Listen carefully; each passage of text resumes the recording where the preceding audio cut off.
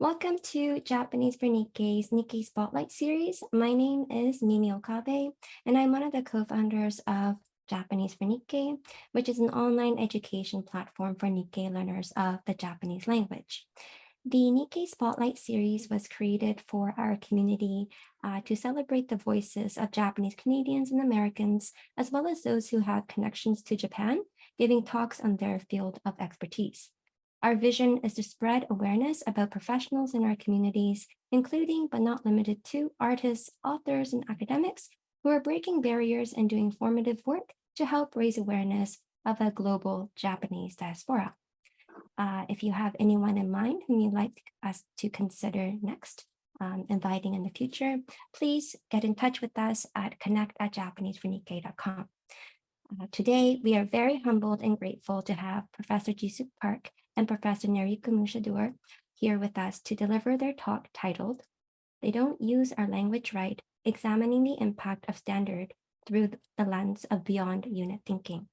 So now I'll just turn it over to Sachi to introduce our speakers, then we'll begin the presentation. All right, hello everyone. My name is Sachi Kikuchi, and I am also a co-founder of Japanese for Nikkei. Professor Jisuk Park received an MA in Japanese Linguistics and Pedagogy at the University of Wisconsin-Madison in the United States. She's currently an assistant professor in Japanese language at University of Toronto in Canada. Prior to joining the University of Toronto, she taught Japanese language courses for all levels at Columbia University in New York. In the summer, she also taught at Princeton University's Ishikawa Summer Intensive Program, as well as Hokkaido International Foundation. Her research interests include critical language pedagogy, project-based learning, and curriculum design. Her recent publications include Social Networking Approach to Japanese Language Teaching, the Intersection of Language and Culture in the Digital Age, and Hyaku, an intermediate Japanese course. She is an executive board member at the Canadian Association for Japanese Language Education. Professor Neriko Musha Doerr received a PhD in cultural anthropology from Cornell University. Her research interests include politics of difference, language and power, civic engagement, and education in Japan, Aotearoa, New Zealand, and the United States, as well as on study abroad and alternative break travels.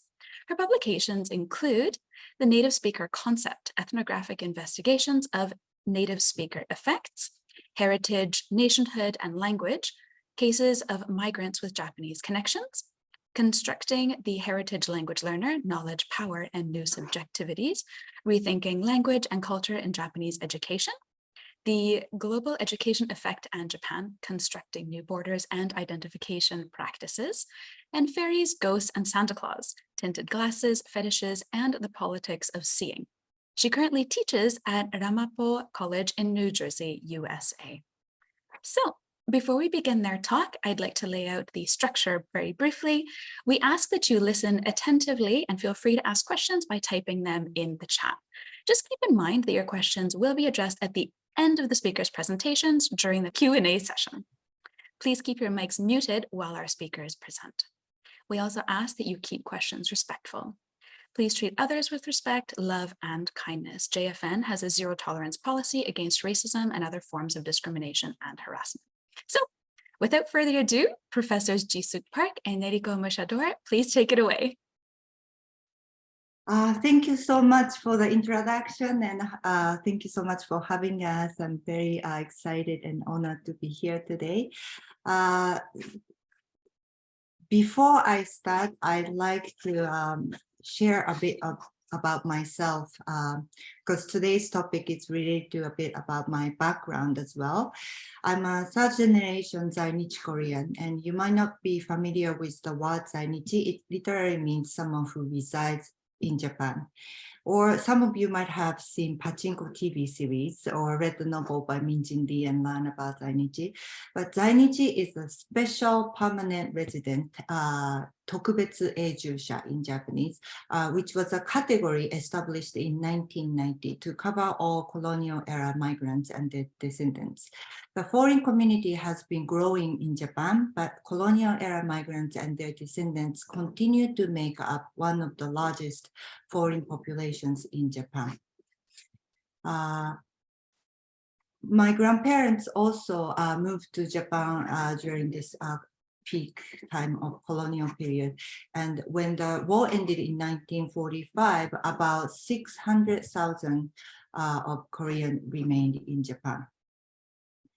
And today we will cover this topic, first introduction, and I'm going to talk about the impact of standard and the ownership of a language. And Neriko will explain what unique thinking is, and we'll discuss and summarize, and we'll talk about post-unit thinking in Japanese, in language education.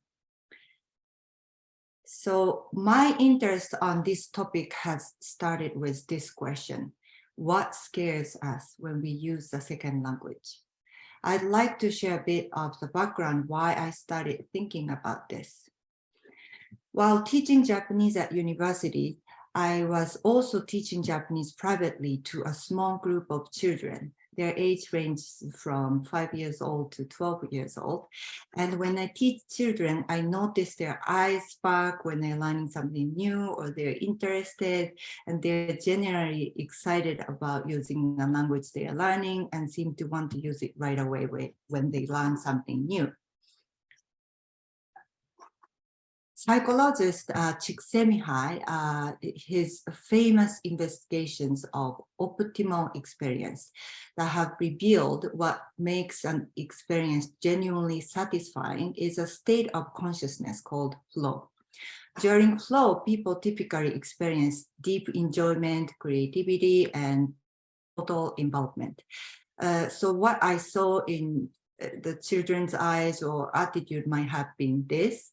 When I teach at university, I also notice similar kinds of enjoyment and total involvement, especially in the beginning of the semester or first year class. However, I also notice some of them lose that spark often after they take quizzes, tests, and receive the score that were not very satisfactory. I also noticed some of the students in, intermediate to advanced level student at university seems to be or become less confident. And Csikszentmihalyi also explained you will never experience flow if you're constantly worried about making mistakes. So our students already have motivation and passion to learn, and I wanted them to keep motivated and excited about learning the language. So this is why I became interested in this topic. And at the beginning of each semester, I've been asking students to fill out questionnaire where students write about themselves. One of the questions I ask is, how do you feel about your Japanese language ability, including your strength and weakness? So these were some of the comments I received from fourth year students over the years. They talk about, confidence, like not confident in my accuracy, talking about grammatically accuracy, not confident in my speaking skills. And they also talk about how they get nervous or scared of speaking Japanese, especially with Japanese people. And they also worried about making mistakes. And these comments came as a sort of a shock to me because I actually thought and think these students can handle most of, if not all, daily conversations without much difficulties. I recently talked with one of the students who took my fourth year Japanese class and graduated a while ago. And this student now works with people from Japan and speaks Japanese language on a daily basis. He said he became more confident using the language after working with them. When I asked, he also shared his thoughts on why some students might be or become less confident, and said, if a student was given a low grade or evaluation score by an instructor, this student might believe that is their current level of proficiency level and might affect their confidence. And I thought he has a good point. Also, I thought no one should be made to feel the way they described, especially not from their language instructor or what they do in language class. So here's next questions. what is accuracy, who decides, and how is it decided? So why were my students worried about the accuracy so much? There are a couple of things I could talk about. First, I'd like to now talk about pedagogical approach, especially methods of assessment. Japanese language education is centered around Hyojungo, standard Japanese, and accuracy is often determined by the degree to which their utterance resembles standard Japanese. In my experience, the assessments such as tests and quizzes are used to measure an individual's proficiency, where accuracy is often the focus, and inaccurate answers were often penalized.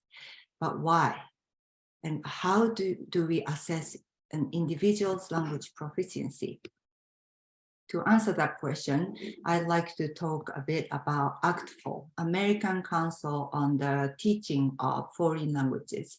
So this institution is not for only Japanese, but also for all the foreign languages, and was founded in 1967. It is an individual membership organization of more than 13,000 language educators and administrators from elementary through graduate education. And it has established proficiency guidelines like this. So as you can see, accuracy is one of the big components to assess one's proficiency. And this Ep.3 proficiency guidelines provide a means of assessing the proficiency of a foreign language speaker. This guideline is very influential, and it's widely used in schools and universities in the United States and also in Canada. The Ep.3 oral proficiency interview is the most widely used oral proficiency test in North America. And also Ep.3 guidelines describe intermediate low and novice high this way. So intermediate low and novice high is around here. Says their pronunciation, vocabulary, and syntax are strongly influenced by their first language. I find this troubling, particularly when I'm required to evaluate language proficiency using the evaluation criteria that is connected to this value. So here are some examples of evaluation forms of Japanese language oral test. As you can see, some of the important components is focusing on accuracy, pronunciation, and so on. And this is written in Japanese that I found online. This one says, accurately speak. Another one that I found online that was used for ESL also focuses on like pronunciation and grammatical and vocabulary, accuracy. So these proficiency-oriented approach based on Ep.3 guidelines have been influential, not only in Japanese, but also in many other languages. But here is my question. Should the existence of their first language linguistics influences be viewed as something inferior? Being influenced by one's first language does not necessarily rule out effective communication. Regardless, it might be extremely difficult to remove some of those influences. Assessing one's language effectiveness or proficiency by looking at whether one has been influenced by their first language might be suggestive of the ideology of standard, non-standard hierarchy, or native, non-native speakers hierarchy, native speakerism. But am I the only language instructor who feels this way though? Let's see a Japanese language instructor perspective on this. So now I'd like to show you the survey result where you can see Japanese language educators' perspective on standard Japanese.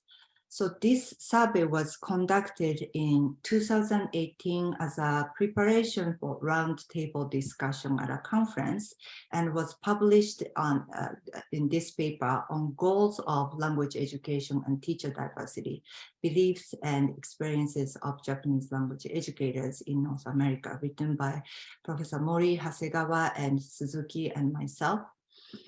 And these are some of the questions asked in the survey. Participant, Japanese language teacher, read these statements and chose from strongly agree with strongly disagree with the statement.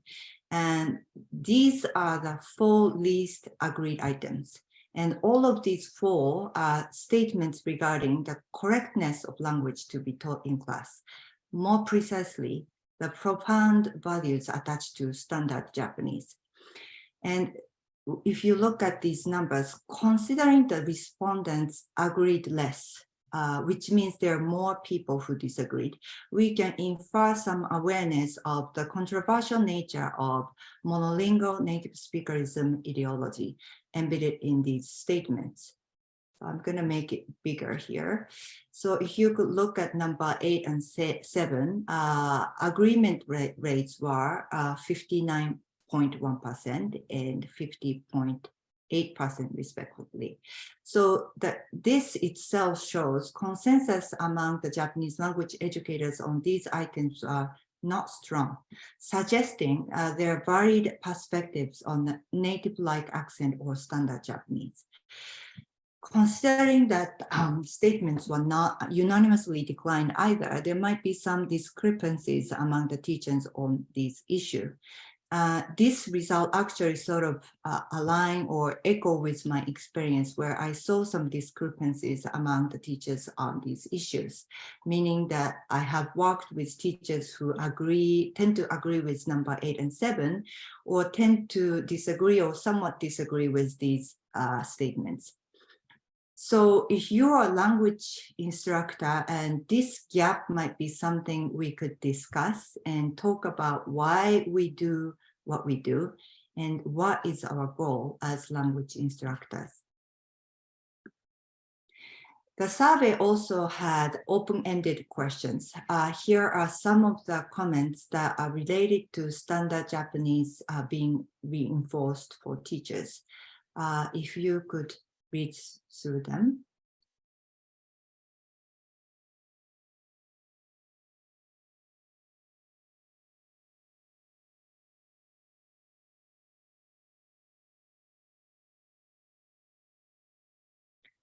So as you can see, these examples suggest that emphasis on standard Japanese is not simply a matter of personal preference, but often reinforced in teacher training.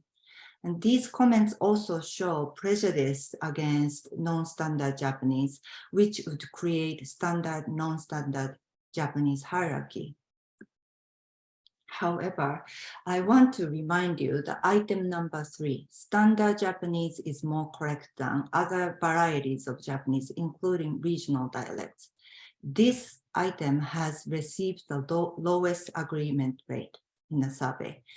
So these comments that I showed previously make us wonder how much beliefs actually translate into everyday teaching and practices.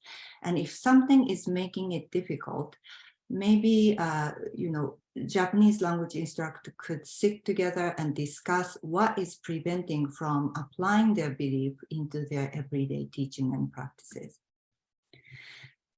So let's go back to these questions. So far, we looked at the proficiency guideline and often used assessment methods, and then teachers' perspectives on the correctness of language to be emphasized in language education and ideology of standard, non-standard Japanese hierarchy. And now I'd like you to think about these things. There is this presumption of Japanese language used in homogeneous communities. And also related to that, there's also a problematic view of Japanese people equal Japanese language equal Japanese culture.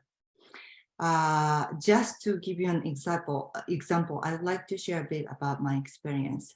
Growing up in Japan, I was often told that my Japanese was good.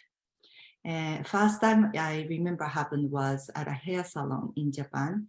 I started chatting with a hairdresser, and then he looked at my name on the customer information form and said, "Wow, you speak Japanese really well." But I thought when the war ended in 1945, approximately 600,000 Korean people remained in Japan. Now 430,000 Zainichi Korean registered as permanent residents live in Japan. So I thought he shouldn't be that surprised to meet a person with Korean name who speaks Japanese in Japan, as if he never knew we existed. So I told him I'm a third generation Zainichi Korean, but he continued to say that my Japanese is very good. So I again told him I was born and raised in Japan and tried to, change the topic of the conversation. It was awkward. And I thought maybe it's not such a bad idea to have haircut from my mom. But this kind of experience continued to happen at dentists, driving school, just randomly when I meet new people. And when I tell them I was born and raised in Japan, they seem to be almost satisfied with the answer and say, something like, "Oh, that is why," or "No wonder."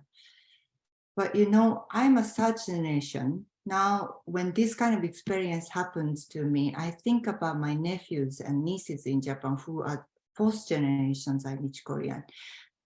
Do they also have to explain why they speak Japanese well? What about fifth generation, sixth generation? How long is it going to take for people to recognize and accept that Japanese language is spoken by many foreign nationals within and outside of Japan? Unfortunately, it seems that these problematic views take the form of bias against the learners of Japanese language as well. Here are some examples. So a lot of my students share this experience when they went to Japan and speak Japanese. Responses often came back in English, and they may or may not be, English speakers as a first language English speaker. And one particular student shared this experience, a student who studied abroad in Japan and participated in a group project with local Japanese students. Instead of presenting as one of the presenters like other local students, this student was giving a script that was prepared by the local Japanese student to read. And in some cases, native speakerism takes the form of bias against L2 teachers. L2 teachers are the Japanese language teachers whose first language is not Japanese. If you could read through their comments.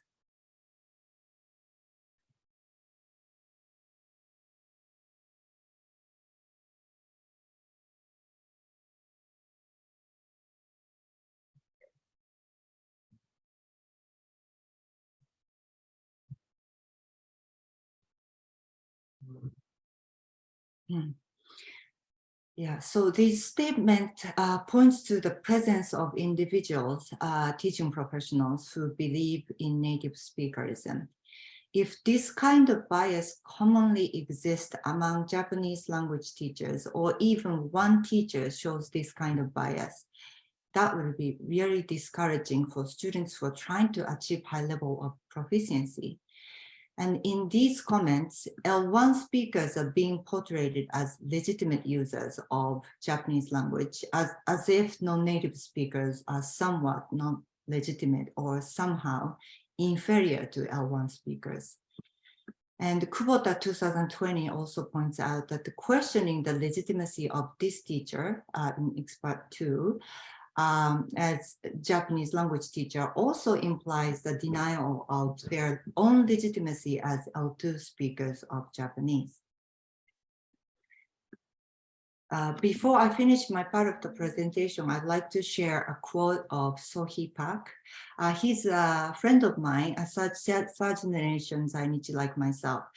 The Japanese newspaper Asahi Shimbun published an interview with Sohee, and Sohee recalled his performance for the TV series Pachinko, where he performed as Zainichi Korean, and said, "Every time I heard Yoon Yoo-jun speak in Japanese," Yoon Yoo-jun is this actress who performed as a first generation Zainichi Korean.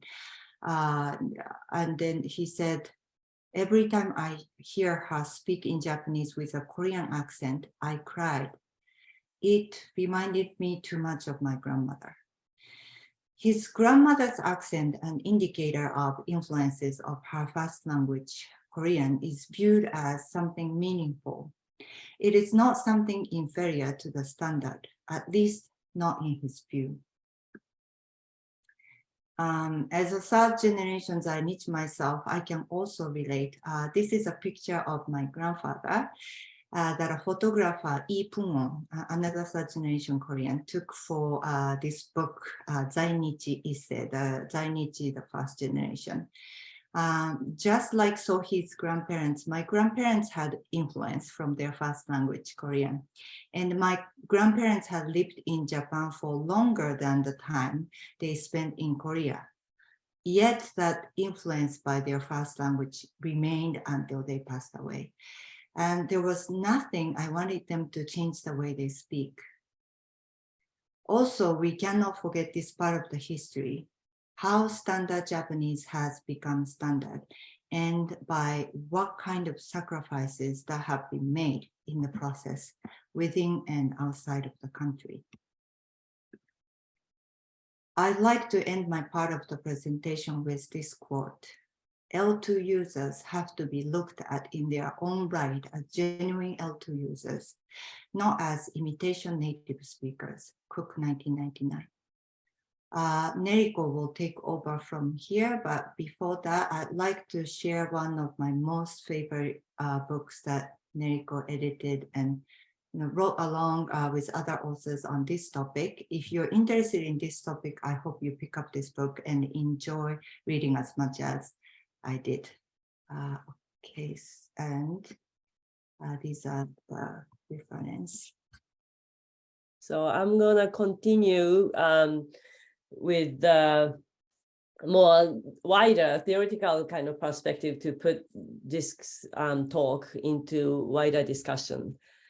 And the book that she just mentioned, it was actually an edited volume with a lot of different researchers talking about the effects of native speaker concept. And I can overview the theory, and then there are, although theoretically native speaker concept is criticized, yet in daily life we still use it. So the different authors discussed and analyzed the effects of that use.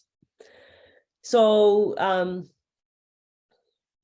there's a concept that I just introduced. There's a book just came out a week ago, Fairy, Ghost, and Santa Claus. It talks about this concept called unit thinking. So unit thinking is a way of thinking the world in terms of unit, bounded, discrete unit, where the inside of the unit is homogeneous. And I usually use example of color. Color is spectrum like this. It's usually there's no clear-cut borderline, and yet we tend to perceive different colors as a bounded unit. So paint wheel, if you go to paint shop, you get a little more more number of colors, but usually it's 12, 6, and then you consider yellow as just yellow, and there's a clear borderline between yellow and green, as opposed to in actual life, the color is actually a continuum. So unit thinking is that way of perceiving the world as bounded units, made up of bounded units that's internally homogeneous. And that comes out from, this is not the old idea, it's more recent, something to do with modernity and nation state ideology. The nation state started in late 18th century with modernity, and the important ideology of nation state is there was a clear-cut territory with a borderline, clear-cut borderline and the territory, and one people, one culture, one language, they all overlap with the territorial boundary and all internally homogeneous. So what Jisuk was talking about in terms of race and language overlap, Japanese people speak Japanese language and nobody else can speak it properly. And if they do, that's you speak good Japanese. That's like it comes from this overlap between one culture, one people, one language. That's the nation state ideology. So, for example, the language is also a continuum, as I'm going to talk about it in a minute. But with this nation-state ideology, we tend to think of them as a separate language if it overlaps with the nation-state border. So, for example, Spanish and Portuguese, they are quite similar that you might call even like that dialect kind of difference. But because they are spoken in different nation-states, one is called Portuguese, one is called Spanish, as opposed to Chinese, although there are 4 big dialects, yet when we say Chinese, we just think of like as if they're all the same language because it's a country of China. An exception is German because it's spoken in parts of Switzerland, Austria, and Germany, but usually that overlaps with the nation-state borderline. So I call that kind of unit thinking is different from unit thinking of colors or sound or time. So I call it normative unit thinking. And what it does is that it's a unit thinking with homogenizing impulses. And language is a very good example. And it has a 2 components in this normative unit thinking. One is there's an ideal type, for example, the standard Japanese based on Tokyo variety, and push that variation into the rest of the population. So it's imposition of ideal version. And then the second aspect is hierarchized variation based on their closeness to the ideal model. So the dialects, so-called dialects, are hierarchized, and standard based on Tokyo dialect is considered as a good version of Japanese, and then other versions were to be corrected. So that's the 2 aspects of normative unit thinking, which is very problematic that I'm going to talk about the rest of the presentation. And one example is, I just found this in the social media, just popped up on my Facebook feed. For example, Kyushu in the South Island, this Chinese character, Kibishika, this Chinese character and hiragana is read Kibishika, but in standard Tokyo-based Japanese, it's read Ogosoka. So if it comes out on a test, students in Kyushu area would get points off, whereas people in the Tokyo area doesn't. And all the national curriculum is the same. The textbook is the same throughout the nation based on Tokyo dialect, which is Japanese, standard Japanese. Same as the second one, Tsuyoka in Kyushu, but Stataka in standard Japanese. Hawaku in Kyushu, Haku in standard Japanese. So normative unit thinking connects to power relations and also oppressive practices as an effect. So thinking about language is the ever-changing fluid spectrum. And we all know we don't speak like Shakespeare or Old English. The spelling is different, the words are different, same as Japanese, the pronunciation in Heian period is very different from current Japanese. And every individual speaks differently, and linguists call it idiolect. And even within the family, even if you grow up together in the same environment, each individual will speak a little different. And we always pick up what the other person says as habits and vocabulary. So idiolect itself changes through interactions with diverse interlocutors. And even the meaning of words is never static. So a linguist, a Russian linguist called Volosinov, talks about meaning of language, meaning of a word is kind of like something that you can see when you flip the light switch on. So conversation is when the light is on. So you can only see the meaning of a word in conversation, as opposed to in dictionary, the word is defined in dictionary, but that kind of meaning is to look at the meaning when the light switch is off, because it's not in conversation. So language is fluid, meaning is fluid, and it's ever-changing and very diverse. And yet we tend to think of language as a pre-existing system. And Alistair Pennycock, a social linguist, talks about that as an effect of acts that we do. We act as if there is a pre-existing system of language, a unit of language, an internally homogeneous unit of language. And that's why we tend to perceive language in that way, although our actual linguistic practice is not the case. And Another French linguist, Calvet, talks about history of language as a history of war of language, managing diversity in linguistic actions, and try to create the hierarchy. So what we usually call language is actually the variety that the political winner speaks. And what we call dialect is variety that political losers use. So for example, politically powerful Tokyo people, the variety they use is considered as language and becomes a Japanese language. And other variety that's spoken in other parts of Japan is considered as dialect, and they have to learn the standard Japanese. So to sum up, the normative unit thinking of language is to consider language as a discrete, countable, bounded unit. And that boundary is overlapping the nation-state border. And the language is considered as internally homogeneous. And if not, make them homogeneous. And language is never homogeneous. So it's always the efforts to make it homogeneous through standardization, if it's regional difference, and assimilation, if it's an immigrant coming in and try to learn the language. And even when the diversity is acknowledged by saying, oh, there are different dialects, but if each dialect is seen as bounded unit and internally homogeneous, that's still normative unit thinking of language. So standardization process that comes with the normative unit thinking has 3 stages. The first one is the selection of the standard. And the selection is always done for political and social purposes, not linguistic purposes. So the standard variety is standard not because it's linguistically correct or beautiful. It's because it was spoken by the politically powerful people. So a good example is the UK standard English, that's Queen's English. Now it's a King's English. It's the standard because it's spoken by the monarch. That's the only reason that's a standard, not because it's clean or correct. The second stage of standardization process is the diffusion of the standard into the general public. So usually the government imposes that certain variety as the official language and teaches at school and use it in government. So you have to use that standard to be able to work at the government related jobs and oftentimes the media, public media. The third stage is the maintenance by means of codification and prescription. So grammar books, dictionaries, that kind of thing that we look up to see what's right.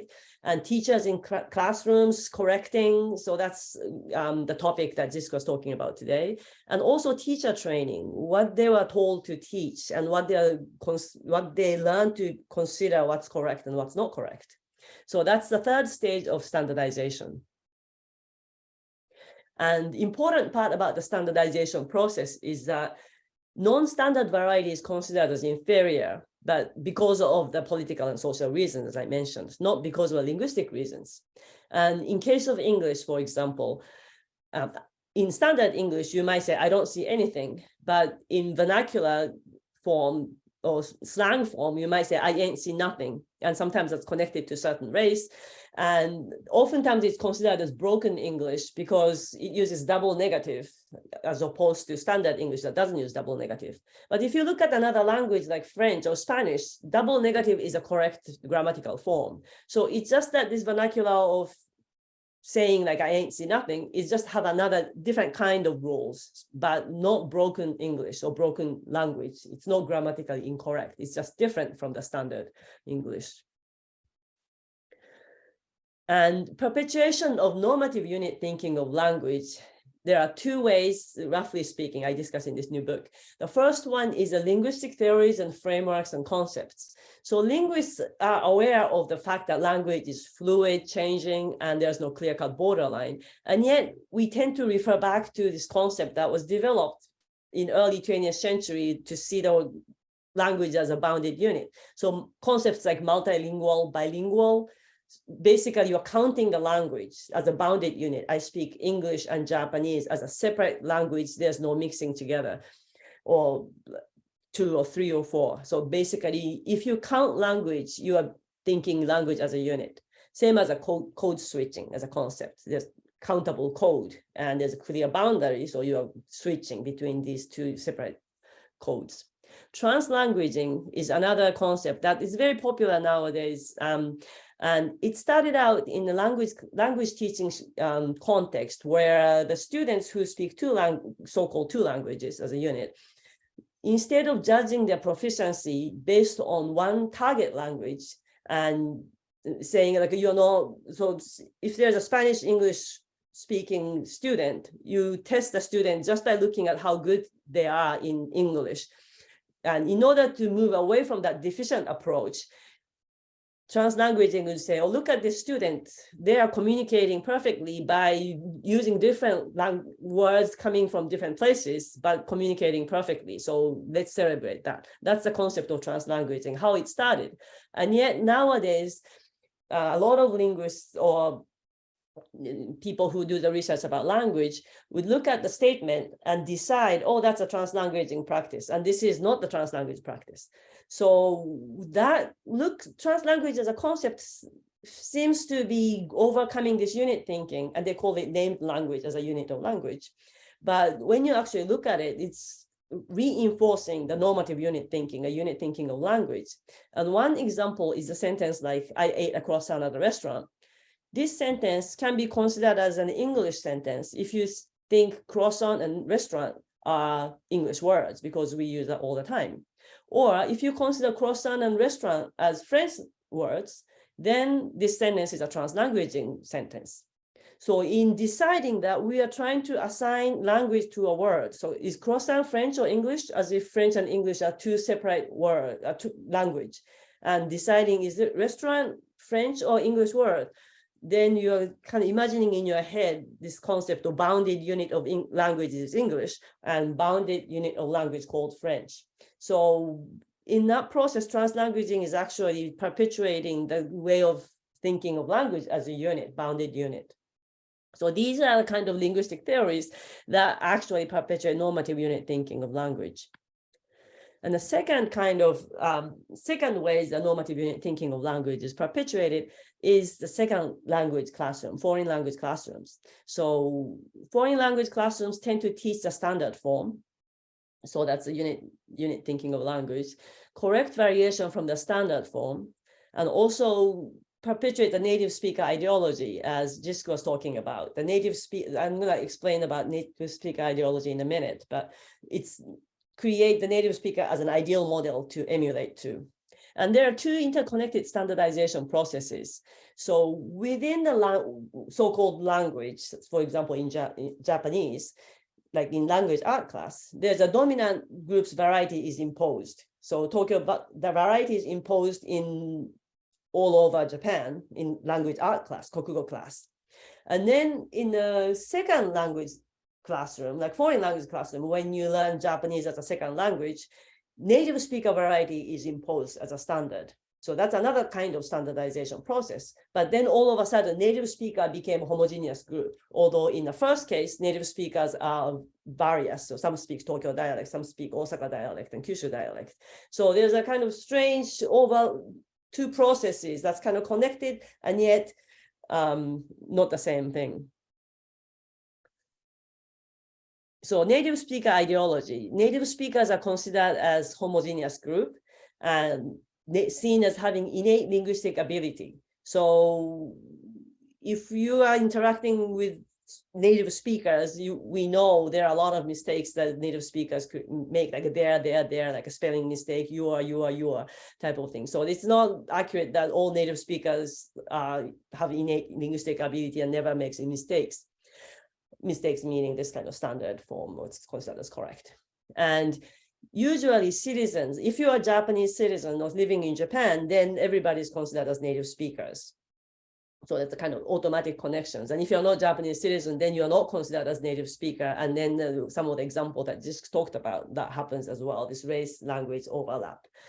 So these are the three aspects of native speaker concept. And in language learning context, the native speaker is usually seen as the ideal model, as a kind of homogeneous group, and standardization occurs towards the native speaker speech. And when it comes to the language teacher hiring process, native speaker ideology works to prioritize the native speaker language teacher as opposed to non-native speaker language teacher. Although a lot of research was done that non-native speaker language non-native speaker, language teacher may be better as a language teacher because they have learned it just like students are learning. So they have learned it as another language as opposed to native speaker who didn't learn the language in the same way.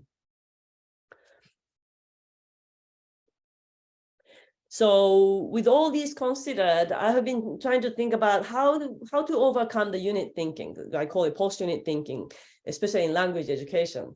And there are several ideas I have, but I will just introduce one idea that I have. One is to just get rid of the language education in classroom at all. And I call it neo-immersion. And it's inspired by this program called Master Apprenticeship Language Learning Program, developed in California to revitalize Native American language. And they developed it because they lacked resources. So they came up with this idea. But I think this is a very useful idea to implement in other contexts in order to go beyond the unit thinking. So what it is they choose one person who speaks the language very well, and then a learner, and pair them up, master and apprentice.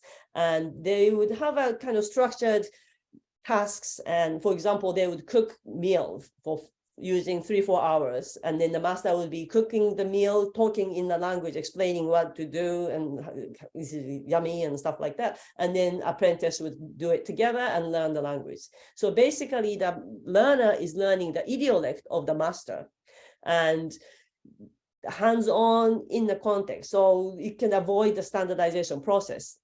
And then you can have more masters as you go by. And it might take a long time, but the language learning takes a long time anyways.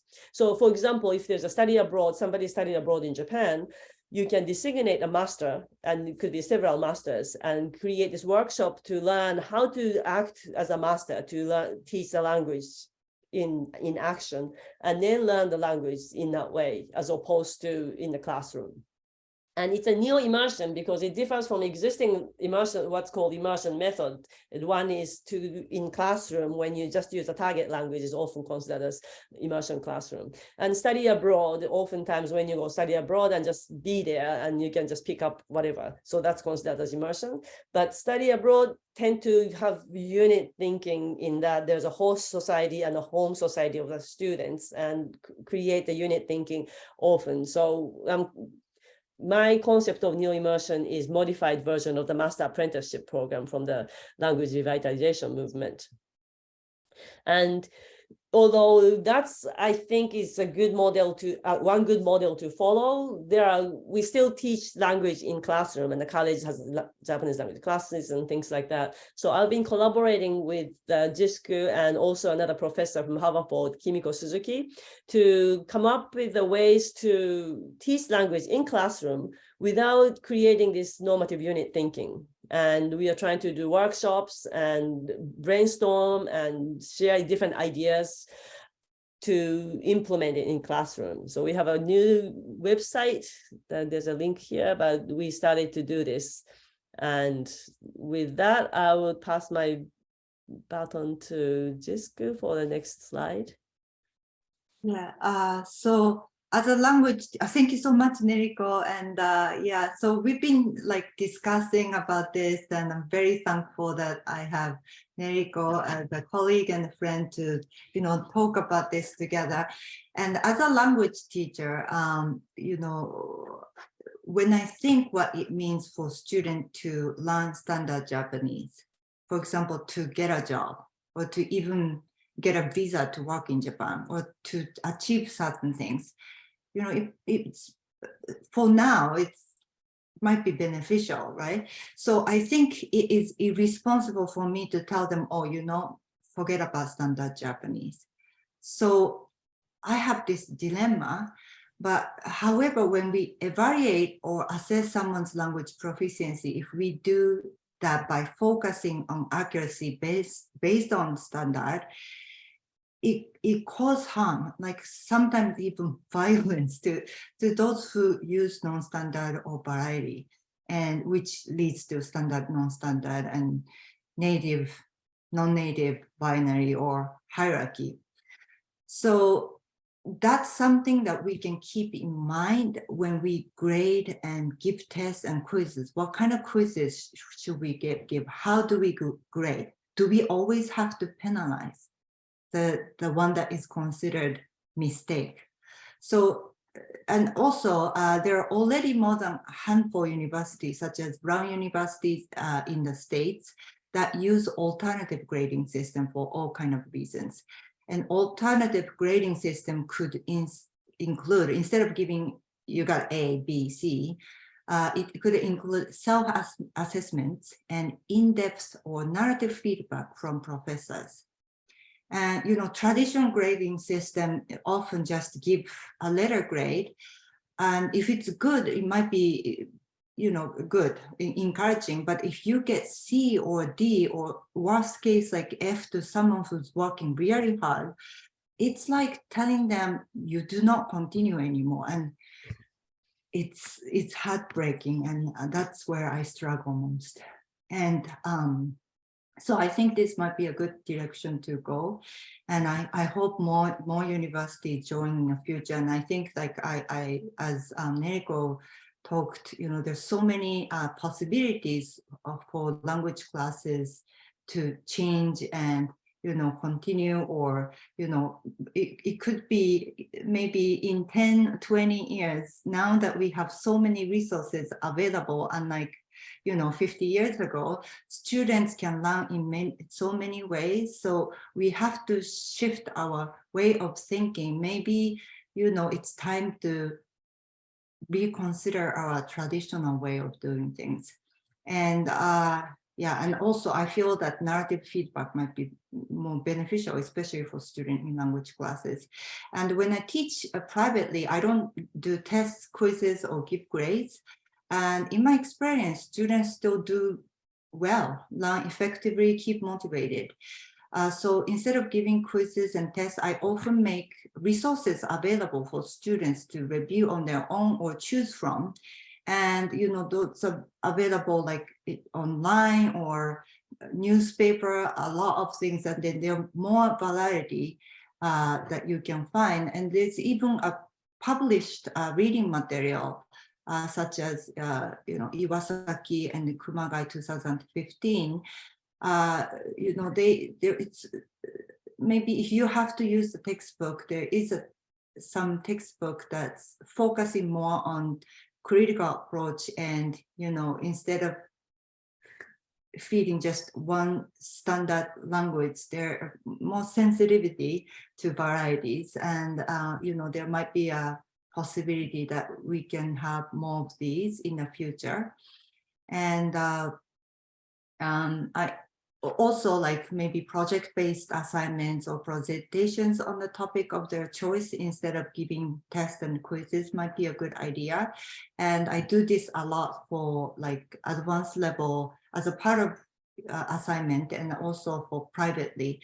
And my students seem to enjoy this kind of assignment because they can choose the topic they're interested in. Possibilities are unlimited. And more Japanese language teachers with diverse backgrounds are definitely going to help.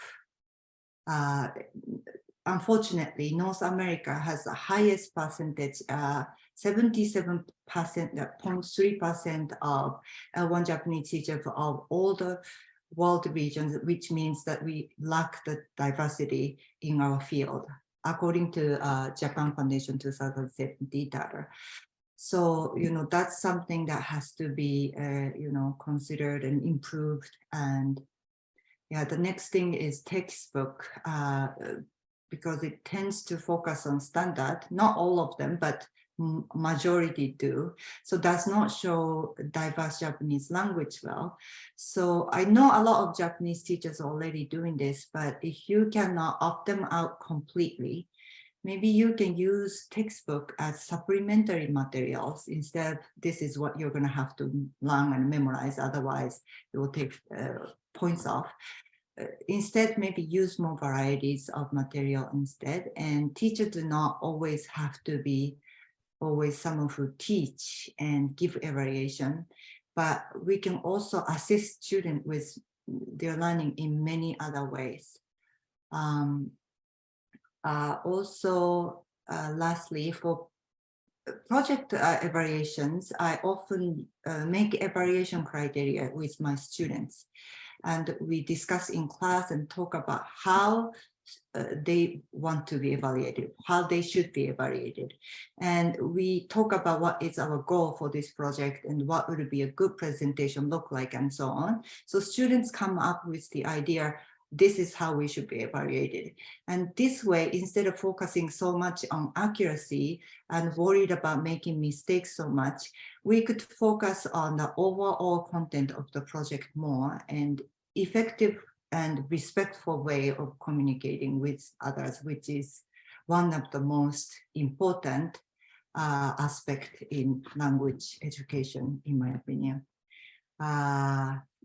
Thank you so much. And if we have time, we wanted to ask the audience to share their thoughts as well, but I don't know. Maybe we can combine with the questions, maybe. Unmute. Sure, I think that sounds like a great idea. Professor Jisuk Park and Neriko Musha Doerr, thank you so much for a really insightful presentation.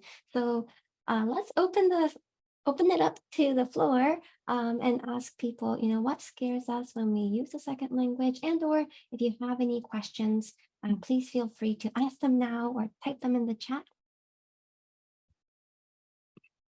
Yes, we have a question from Justin and then from Aurora. So take it away, Justin. Konnichiwa, Park Sensei. Konnichiwa. Thank you for coming. I just really liked the presentation. I thought it was really interesting, and Thank you. I liked the different statistics and the book that you mentioned, and I like Professor Doerr's take on it, like the theoretical and actually going into figuring out why of it. And I liked how you're talking about your experience too, like your family, your dad, I think, and the picture of him. That's grandfather. The grandfather. Yeah. The barber shop story. So I thought that was really interesting, just from a first-hand perspective. Because I've never been to Japan, so yeah, I don't really know how the culture is there. So it's just a very different culture difference from Canada, I guess. Yeah, but yeah, it was really good. So Wow. yeah. Thank you so much. Thank you so much. Thank you so much for your comment. Thank you. Okay, next we can have Aurora, and I also see that Mamoru has also typed in the chat, so we'll go to Mamoru after Aurora. Hello, can you hear me? Yeah. Hi. Okay, great. Yeah, first of all, I just wanted to say thank you very much for this amazing presentation. I relate to it a lot in terms of, I guess my father's half of the family is Zainichi Taiwanese, and I'm mixed race, so there's a lot of, how can I say, difficulty I've experienced in classrooms, feeling like I could be considered a legitimate or a speaker of Japanese. Yeah, I wanted to say, I guess a question I have is about, I really enjoyed kind of hearing some of your thoughts about how we can move forward from unit thinking. I think in English language teaching contexts and ELF, for example, they often talk about, oh, there's so many non-native English speakers you can aim to be able to communicate with. But with Japanese, our target community is sometimes, well, we always thinking about mainstream Japanese people. And with the master apprenticeship type of teaching as well, I'm still wondering so who is considered a master, and how can we kind of go beyond the native non-native speaker binary in that respect? I wonder if you have any thoughts about this. I'm not saying there's an easy answer, but I'd be very curious to hear. Yeah, thank you for the question. It's a very good question. So the master is probably create this weird connotation. So it could be anybody, it could be So I'm thinking like combining the question with Mamoru-san about how to teach dialect. Probably the first question we want to ask is, how do you want to talk? Like how do you want to talk? How do you want to learn to talk? Does that make sense? Like you want to talk like teenagers, then the teenager can be the master. So like, and if somebody wants to learn how to read, then that could be the focus. Or if you want to talk in a very official, formal context, then whoever that talks in that way can be the master. And it could be a children can be the master if they want to talk like the children. So we tend to assume they all want to talk standard, and because that's a successful language, like you could be successful if you have this standard way of talking and whatnot. But ask them, like not all language learner wants to be like that. So, but yes, maybe the master to change the name into something else than master, because master seems to be like the very somebody who's the best at language type of stuff. But it's more like a model. What kind of language model do you want to learn? That would be the case. And it could be non-native speaker model too. I want to speak like this person with this kind of way of speaking. I like that, so I want to talk like that. So that could be a way to do that too. So that's my more individualized and more focused on the learner's need and hope. Yeah, I agree with Neriko that it doesn't have to be like a native speaker or speaker who Japanese who speaks Japanese as a first language, and depends on what the student wants. You can pair up with someone, you can call it even as a partner or buddy. I don't know, like maybe master might give some certain impression, but master doesn't necessarily have to be a teacher type role who just enforce some ideas or teach one way. It could be like a co-learning type of situation too. And there's so many resources available that in old days, like not old days, but I've been teaching for like about 20 years. A while ago, we didn't have many students who studied on their own and joined in advanced level, but nowadays there are more than a handful. They study on their own. Resources are available, so they could combine that and with a partner, whatever they can use on their own, and then continue to have real communication with a person. This person doesn't have to be, a teacher. That's what Neriko was trying to say, right? Yeah, and I totally think that just the possibilities are unlimited, I think. Yeah. Thank you. Thank you very much. That's thank you so much. It's wonderful to hear those different ideas, and I think it's I totally agree with a lot of your. So yeah, that gives me inspiration. Thank you. Thank you so much. Okay, and I know we may have slightly touched on Mamoru's question, but I would like to just read it out. What do you think we should teach about dialects? And then we will get to Kazuyo's question. Yeah, so the Neriko mentioned that this Hinton, Neriko was explaining, like when you pair up, like depends on like what this person wants to do, and maybe sometimes like a student specifically wants to go to a certain region, it might be a good idea to pair up with those. And I think that having resources available, it might be something it can be easily done as a language teacher, because we have curriculum that not everything can fit into the curriculum, right? So this is one of the reasons I think that, even though that we respect the idea that dialects are equal to standard, but when do we have time? And I think that's one of the reasons, I think, making things difficult, right? But having resources available, so those who want to learn might be something that we can do easily. And yeah, so that's one thing. And I think there are more ways that to think about. Actually, like Neriko and my colleague from Wisconsin, Suzuki Kimiko, and I've been talking about this. There's actually a very specific idea to deal with dialects in a classroom, maybe bit by bit. So maybe one day if we could do another presentation on that, I'll let you know so you can join us.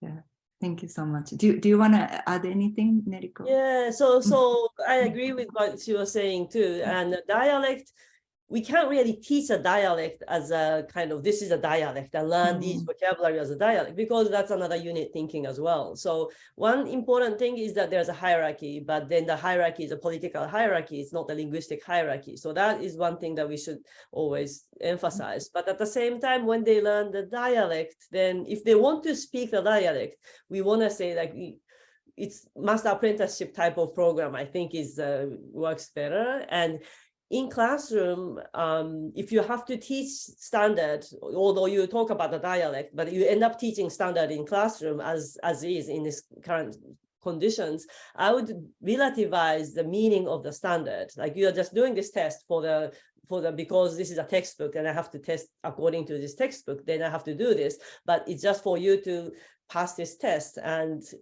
I know there's some people disagree, like teaching for the test is a bad idea, but at the same time, by doing that, it's not because standard is a better language, but because this is what's in the test and what's expected in this particular case, then that's how you test it. And I usually use the example of this ski patrol. I'm a ski patroller, and I was talking to a ski patrol instructor, and he was teaching a very good skier, and this student refused to learn how to do this side slip, which is what you need to do when you're pulling the toboggan. But the instructor was saying, no, you don't have to ski this way if you don't want to, and you can ski the way you want to. That's totally fine. But I have a responsibility to make you pass this ski patroller test. So it's just to pass the test, and you just have to do that when you are pulling the toboggan. So it's kind of like that you can. I'm teaching standard because it comes with a textbook, but it doesn't mean this is better and you always have to speak standard and all that, but it's just to pass the test. So it's relativizing the standard if you have to teach standard. But at the same time, don't kind of exoticize the dialect, don't standardize the dialect either. And eventually, I like this kind of more one-on-one, the different variety of dialects within, say, Kyoto. There's different variety within Kyoto as well, and the class and age and generation, all these things. So I would avoid unit thinking as much as possible. Keep in mind there's a power hierarchy still exists, but fight it in that way. Okay. Thank you, Mamoru, for the question. And let's move on to Kazuyo. Thank you so much for being patient. Take it away. Hi, so I am Kazuyo from Hawaii. I am raising a bilingual kid with my Taiwanese American husband. And so my question is, because I speak Japanese at home, and my kids, they grew up speaking Japanese up until they enter kindergarten. So their Japanese is actually still their mother tongue. And so when they started the school, the ESL teacher, who is a Japanese American ESL teacher, came up to me and told me, oh, your son has an accent when speaking English. So I was baffled a little bit because I do want them to speak English with an accent, because there's a stigma for Asians or immigrants speaking English with dialect, with accent from their first language. But at the same time, I also do want them to maintain their heritage language, which is Japanese, spoken at home. So how can I say? So my question is, how do I keep calm when people comment about my kids speaking English with accent. Yeah, that's my question. Yeah, my students, I think about a lot too. I want them to, the society hasn't caught up yet. So unfortunately, there will be these unpleasant experience that my student have to go through, or your son has to go through. And I think that as a language teacher, we can share something like this in class. I often bring this topic to class. We talk about native speakerism, and we talk about the things that I shared today, so that they would realize that having accent is not inferior, and they stop worrying about speaking with accent. And that's what I want them to feel. But of course, it's difficult because the society hasn't caught up yet. So I don't have a specific answer, but as a parent, what can we do? That's something that, just like as a language instructor, what can I do in class? What kind of conversation do I have with my students? And that's something that we, I think we can think about, and maybe together. Yeah. But I have to say, I'm sorry that you have to go through, your son has to go through. Maybe you can tell them, isn't it beautiful? When someone said, oh, your son, it has accent. Yeah, isn't it beautiful? I don't know. Yes. I learned to cope with, oh, your Japanese is so good. I learned to cope. First time, I was very uncomfortable. First time it happened at hair salon. But it happened so many times that I learned how to cope with it without affecting my feeling that much. Okay. And if I had, my children go through something like that, I'm definitely gonna discuss this with my children so that they can also cope with uncomfortable moments, unfortunately, that happened to them. And that might be, it's unfortunate, but I want that to be at least a learning moment for my children. Yeah. Thank you so much. Thank you. If you have a chance to talk to the teacher, maybe you can say, well, linguist said English is, have a big variety. So this is not accent. There's no good English, bad English. This is just another type. According to linguists, you can just say, like a linguist say this, you're wrong. Kind of thing. That's one thing. I know the kids might be hard, but if you can talk to the teacher, and if the teacher can change the mind, if there's other kids laughing at the accent or something like that, then the teacher can intervene. So talk to the teacher about that. And also I would say, how people say, if you have accent, that means you're bilingual.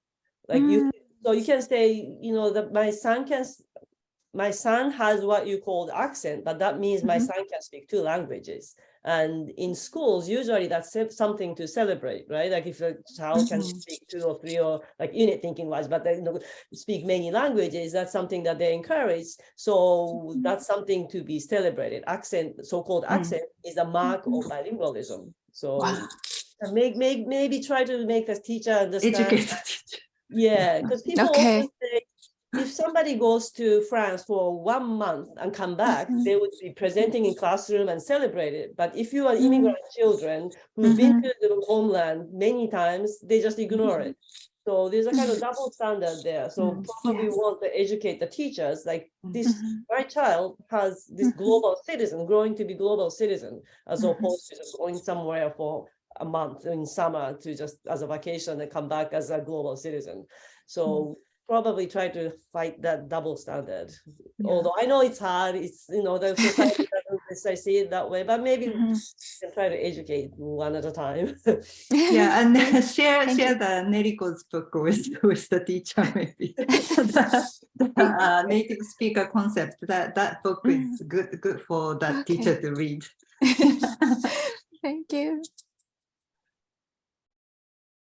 All right, thank you very much for that question. Does anyone have any last minute questions? Not.